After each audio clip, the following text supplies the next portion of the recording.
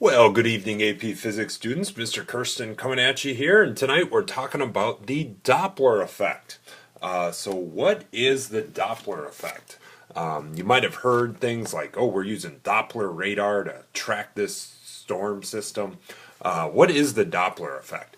Well, there's a nice picture in your book here that explains the Doppler effect pretty well. So, the Doppler effect is the change in observed frequency when a source of sound or an observer is moving, or there's motion relative to a source and an observer. And here's what's going on. So imagine a fire engine is making a sound of a particular frequency, like with its sirens. So that sound, the wave fronts are moving out equally in equal speeds in all directions. So if an observer was here or an observer was here, the same number of wave fronts per second, i.e. frequency, of waves would be heard. So the pitch of the sound coming from the siren would be the same. However, if that fire truck starts moving, the fire truck will make one wave front, but then by the time the next wave front gets made, the fire truck has moved down the line. So these wave fronts get scrunched all together when the source is moving towards the observer, and you got a whole bunch of wave fronts hitting this observer very frequently. So the frequency here has gone up, whereas the observer behind the fire truck, where the fire truck's moving away, the frequency has gone down. So when you hear a fire truck or something go by, you'll probably hear like a when it goes by, you hear a drop in frequency when the fire truck goes from approaching you to moving away from you. And that's called the Doppler effect, and it happens in all kinds of waves, not just sound waves. For instance, we can tell how fast stars are moving away from us by the Doppler shift in their hydrogen spectrums. We call that the red shift. So anyway, that is the Doppler effect, and there's some equations in your book we're going to be using. But all the equations have to do with are the speed of the wave in the medium and the speed at which the observer or the source is moving. Okay. So let's get down to our problem here then. It's problem 49. Which states the predominant frequency of a certain fire engine siren is 550 hertz when at rest. What frequency do you detect if you move with a speed of 30 meters per second towards the fire engine or away from it? So let's dive in here. So let's write down what we know in this problem. So the original frequency of the fire truck is equal to 1,550 hertz. All right, and we want to know what the new frequency is going to be. So f prime is what we're solving for. All right, we're told that the speed of the observer in this case is 30 meters per second.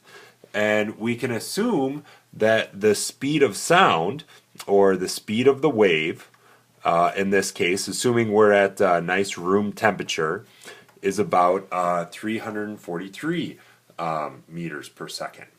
Now notice here right away, the reason why you see the Doppler, or hear the Doppler shift in sound, is in everyday life, things travel within the realm of possibility of the speed of sound, right? Now, how come you don't see the Doppler shift in the tail lights in front of you, and the light coming from the tail lights? Well, it's not very often that your car is moving, say, 10% the speed of light. At least I hope it's not. That would, you'd get, I don't know what the speeding ticket would be for that. Holy cow, that'd be expensive. So anyway, you observe the Doppler shift in sound because in everyday life you might move some fraction of the speed of sound. You don't typically do that with light.